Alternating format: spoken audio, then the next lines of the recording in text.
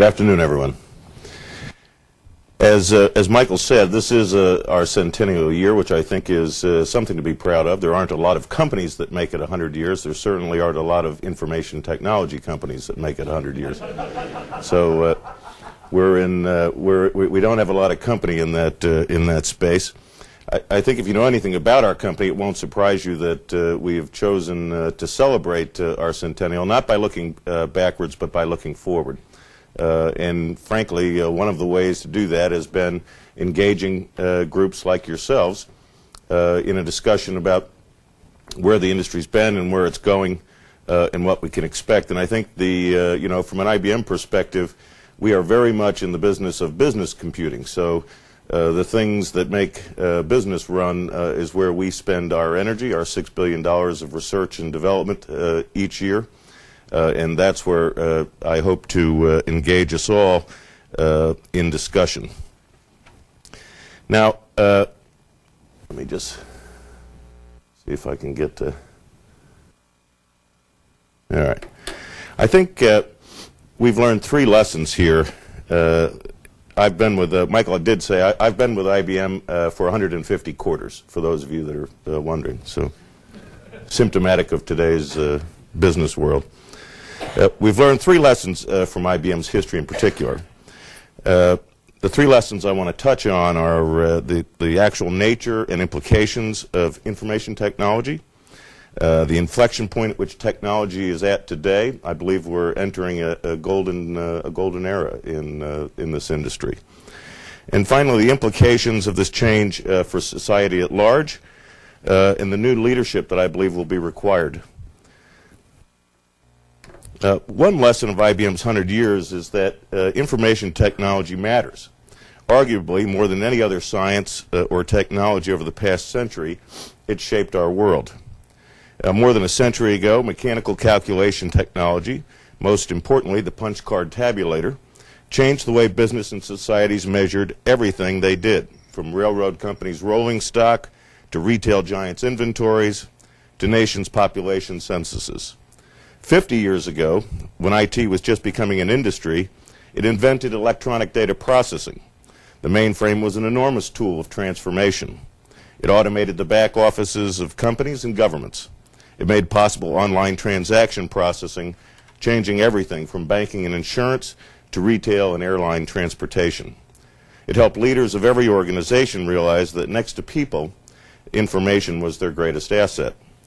30 years ago, the industry invented the personal computer, and we've all been the beneficiaries of the enhanced personal productivity. 15 years ago, the industry gave birth to the Internet, giving billions of people access to information, to companies, and to each other, transcending the limitations of time, space, and geography. And when we think about how Silicon Valley has contributed to all of this, the facts are pretty astounding. Disk drives were invented here in the Silicon Valley at IBM's San Jose Research Center. Relational database technology was invented and developed at IBM's San Jose Research Lab in 1970, giving birth to great companies like Oracle. Nanotechnology era was ushered in by IBM research scientists in Albany 25 years ago by moving individual atoms and writing the IBM logo using those atoms. Nanotechnology is now applied to healthcare, aerospace, automobile, and a whole host of industries. And Almaden and Stanford scientists are collaborating on spintronics technology, which may lead to future high-density and non-volatile memory devices. Over the course of the last century, information technology has gone from a set of tools to an industry to a science. You miss this if you see technology merely as a succession of gadgets, websites, and the next big thing. The longer lens of history helps clarify the far more multidimensional history of this technology and how its foundational components are advancing and recombining today. These components include sensing, the mechanism by which we get things into, information and events into the computer. We started with punch cards, with tape, speech in the early 60s. There was a project called IBM Shoebox in the early 60s that successfully translated 16 words. I drove over here in a car today that had a vocabulary of more than 10,000. From the late 50s to 2010, the amount of information that could be stored on a given area of a disk drive increased by a factor of 17 million. Over that same period, the speed at which data could be read from a disk increased 8,000 times, and the cost of storing data dropped 1,000,000-fold. Compare that to any other industry set of metrics. Storing a gigabyte of information, that's about an hour of standard quality TV video, in 1980 required a 500-pound refrigerator-sized machine. By 2010, a gigabyte could be stored on a disk smaller than a coin. The second element, foundational element of our industry, is processing, the core speed and capabilities of the computer. Early tabulating machines relied on mechanical device to turn circuits on and off. Were followed by transistors, solid state, no filaments to burn out, much smaller, and didn't get as hot. But they did allow the computer to do more calculations faster and dramatically increased our processing capability. But we're reaching a limit on how many transistors can be packed onto a computer chip. One option for making microprocessors more powerful is the optical chip, which uses light photons instead of electrons from electricity. Optical chips would give off almost no heat and would be far more efficient. In addition, superconductors have not been used in computers, but the conversation about speed in the coming decade will be moving to exascale computing. Such systems would perform 1,000,000 trillion calculations per second. That's about 500 times the speed of the fastest supercomputers in 2010. One way to get there will be the help of new materials, among them high-temperature superconductors. The ever-increasing hunger for information has driven the demand for speed, and speed keeps making us hungrier for information. The cycle shows no sign of ending. It's anticipated that this year we will create over 1 zettabyte, 1.5 zettabytes of information. That's 10 to the 21st. And by 2014, that will be 28 zettabytes in the year. So we see the cycle just continuing. The third element is logic, the software and languages that let computers accomplish tasks. Computers reveal patterns, if X, then Y, by translating the binary language of machines into the languages of human thought. And those languages have become richer. As those languages have become richer, so have the answers. Grace Murray Hopper and John Backus developed early languages that let computers and humans talk to each other in code. Hundreds of other languages have since been developed, making more complex instructions possible. The relational database structured data in a common way, so information about different things could be matched, sorted, or queried to find relationships. We see applications today of these capabilities in the New York Police Department.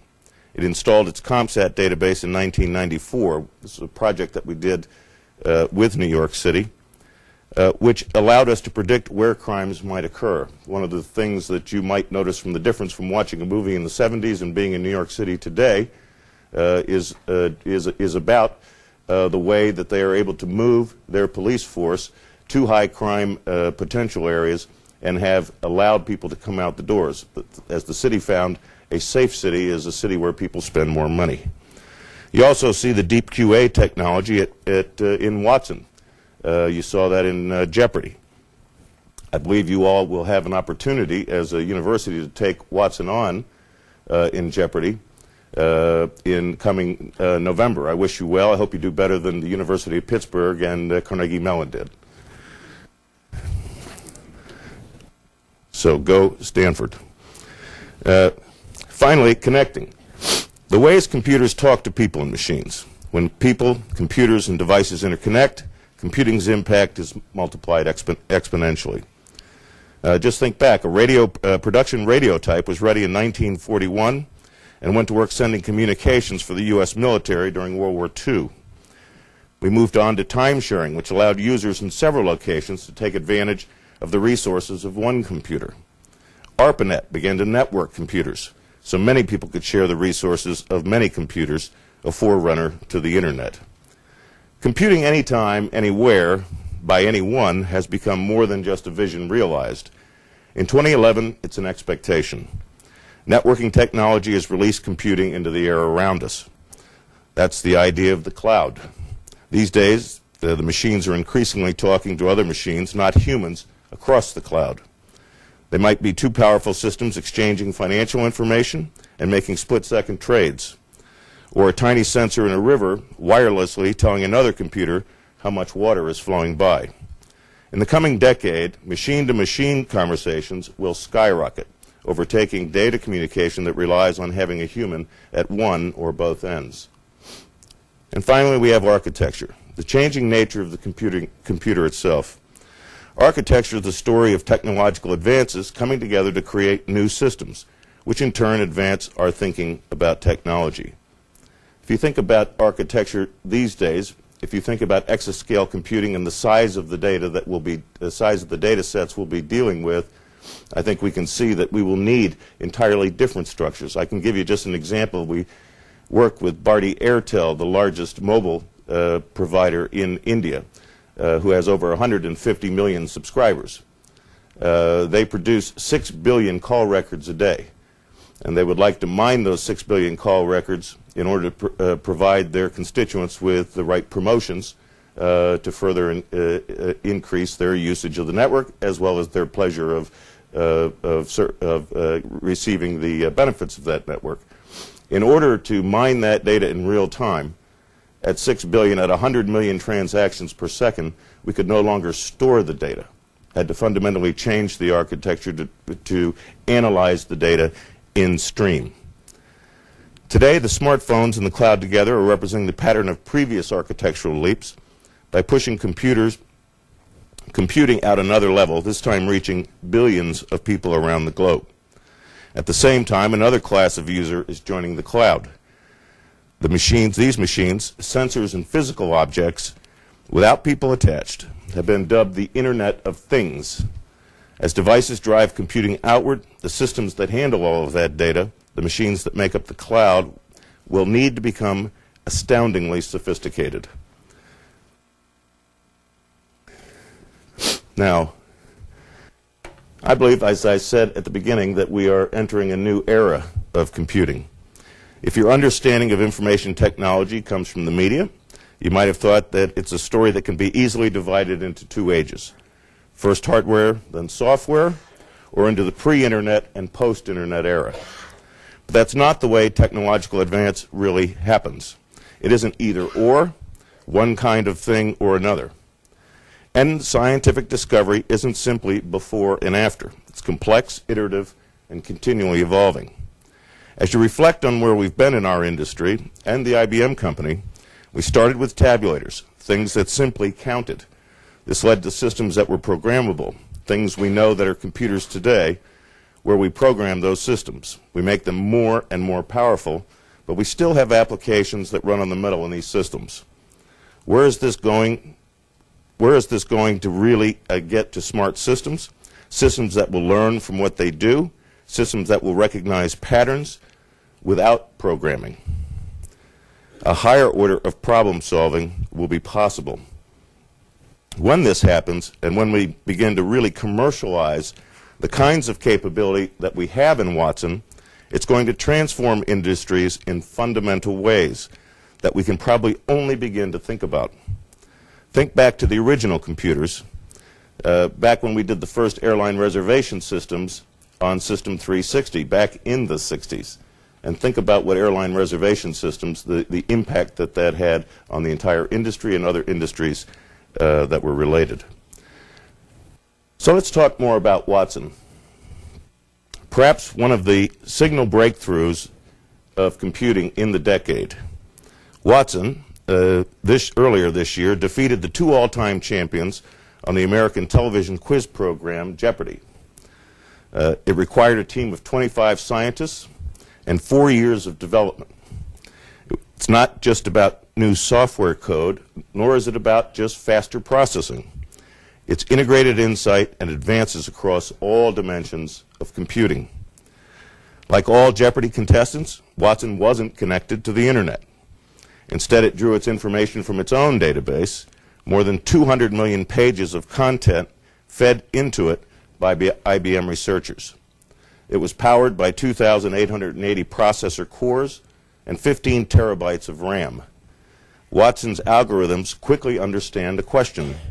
Humans naturally understand puns. Very difficult to do that in a programming language. Watson runs very complex analytics. Hundreds of algorithms scour the database.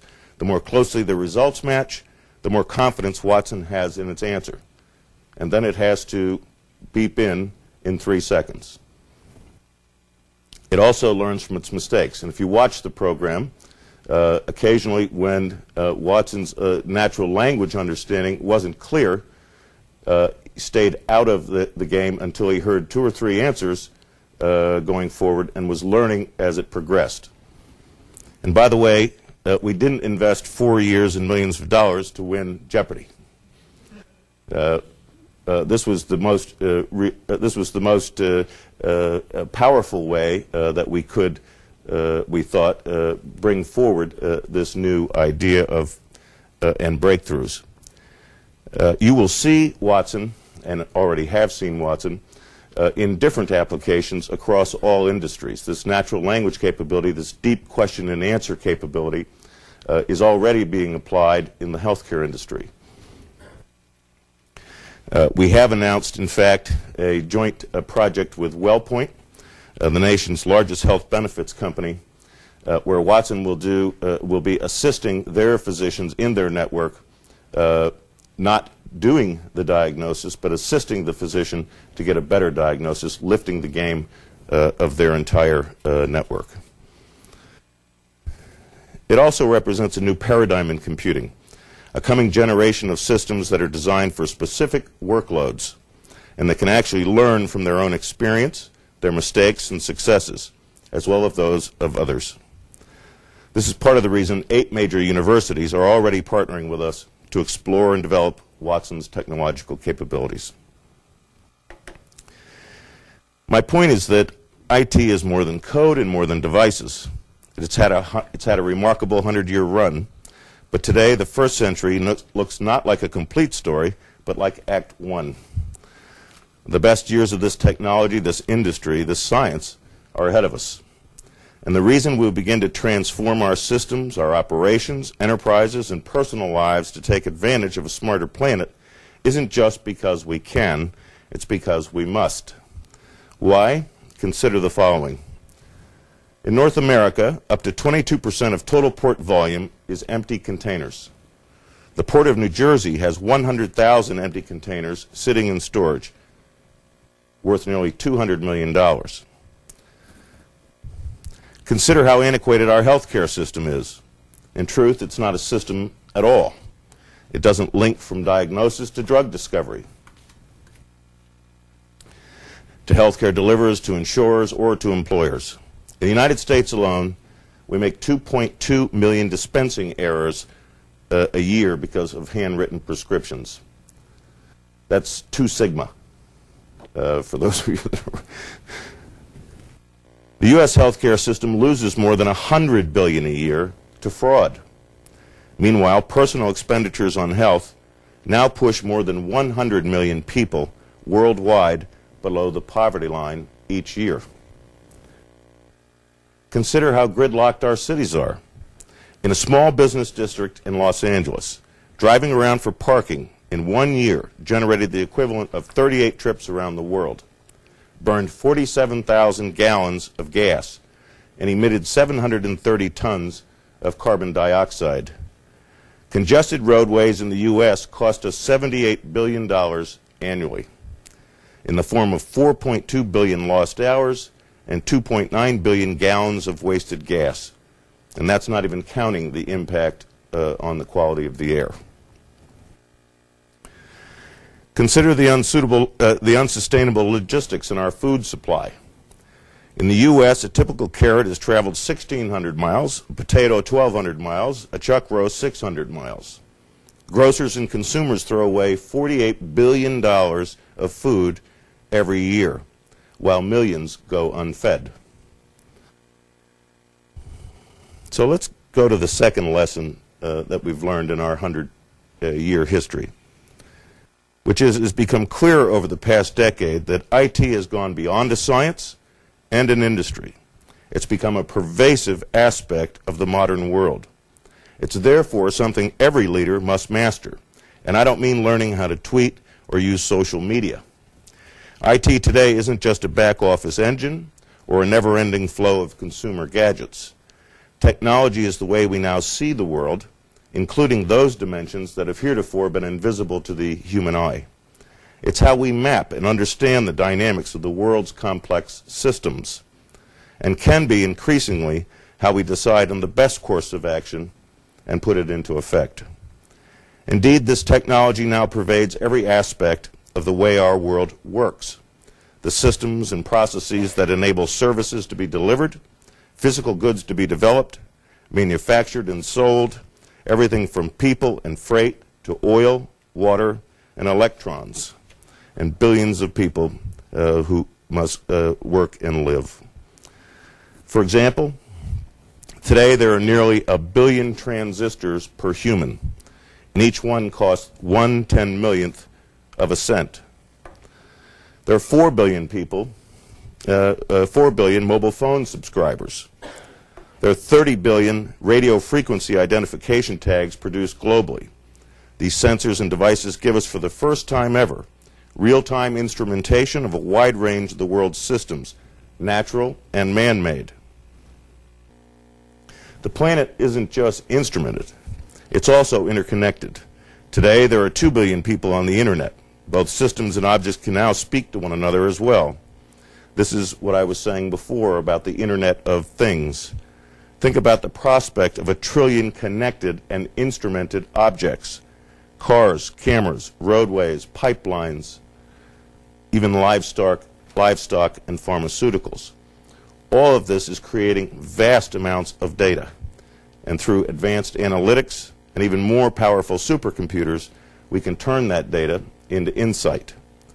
All over the world, we see forward-thinking leaders who are mastering these new capabilities. They're applying all that intelligence to make systems, processes, and infrastructures more efficient, more productive, and more responsive. Let's look at a few examples.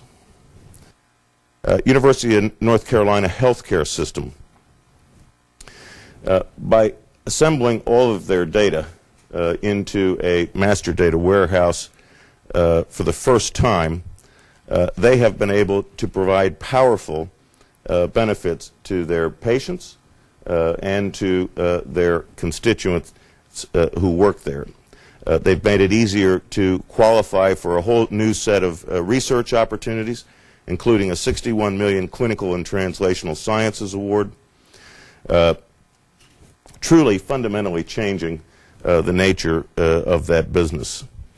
Smarter Social Services, Alameda County. Like most social service agencies, Alameda has witnessed a series of challenging trends, the most prominent of which is the need to do more with less.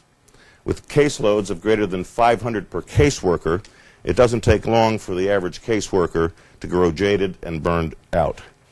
The key to improving their experience in the system may lie in emulating the practice of the banking industry, where while they've figured out the efficiency and new ways of serving their clients. Alameda now gives its caseworkers the tool to be more proactive in helping their clients get assistance despite the challenge of scarce resources. Through business intelligence, Alameda agencies can see the whole picture of a customer's service. They're best able to coordinate service delivery for that client, minimizing gaps and preventing overlap. The county's new solution, the Social Services Integrated Reporting System, extracts client information from a series of department-specific systems and then enables agency staff and management to view case performance from the global agency level down to the worker and all levels in between. Business intelligence and automated alerts give caseworkers the means to proactively manage their client base and for the agency as a whole to coordinate the delivery in a far better fashion of all social services. They've experienced $11 million in direct savings through fraud and waste reduction. They've revealed relationships between benefit recipients and programs, helping to better serve the needs of their recipients, and are able now to ask what if as to how to better coordinate all programs that are under their jurisdiction. Smarter farming. The increasingly globalized nature of the commercial farming industry has increased risk and made profitability more elusive.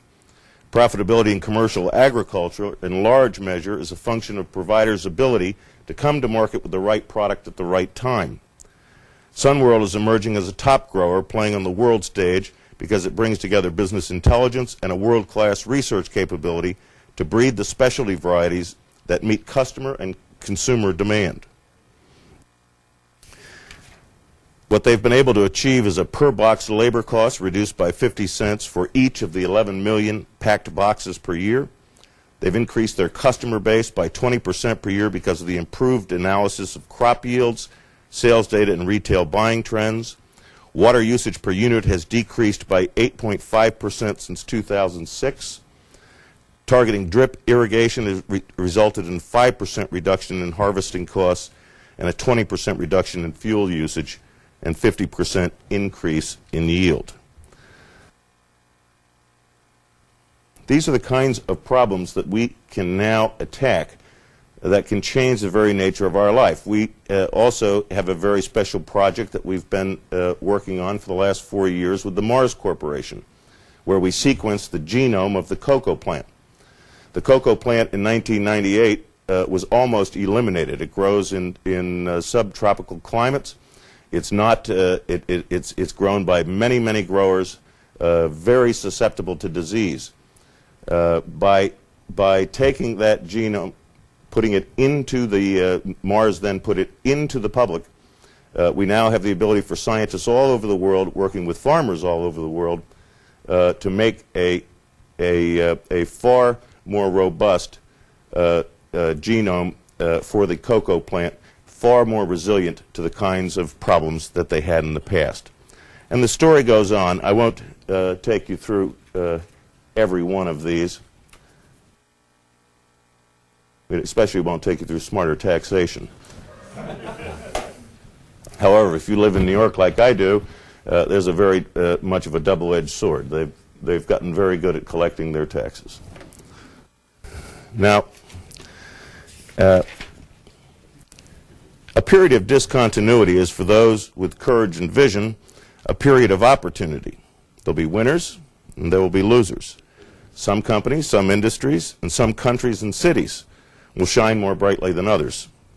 And the new leaders who emerge on this global stage will win not by surviving the storm, but by changing the game.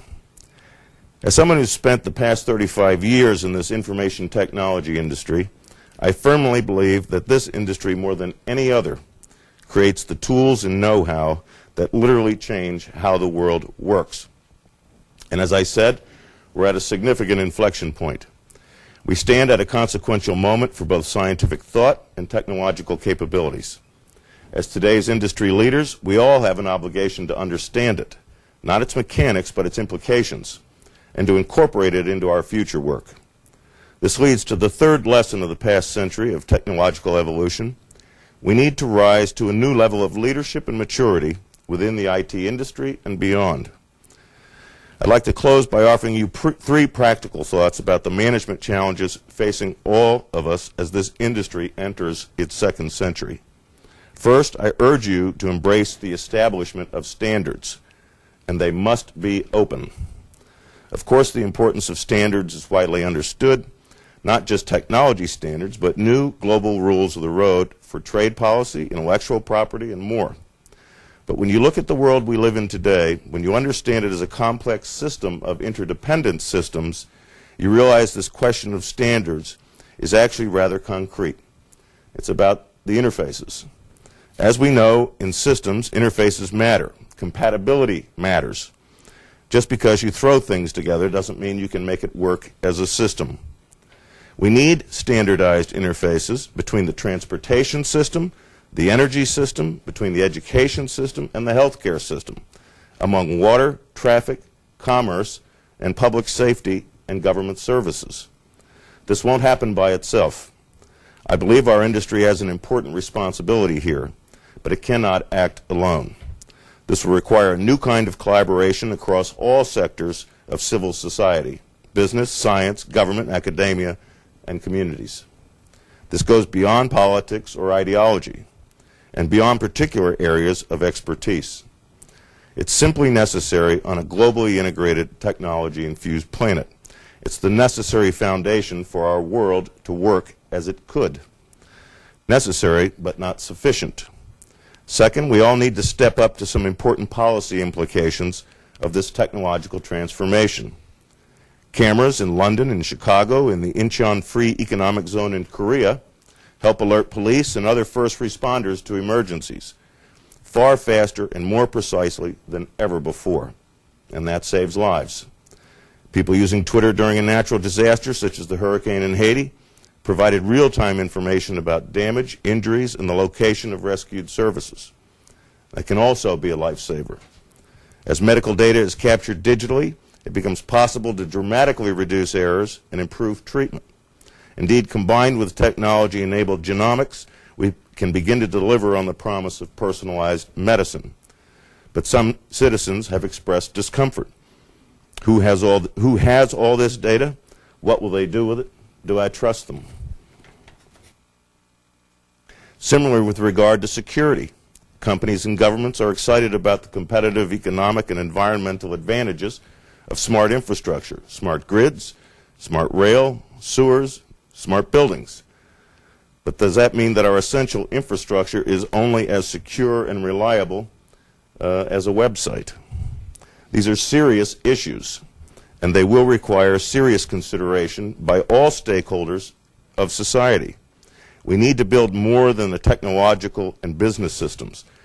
We have to build a societal constituency if we're to achieve any of the benefits of bringing these things together.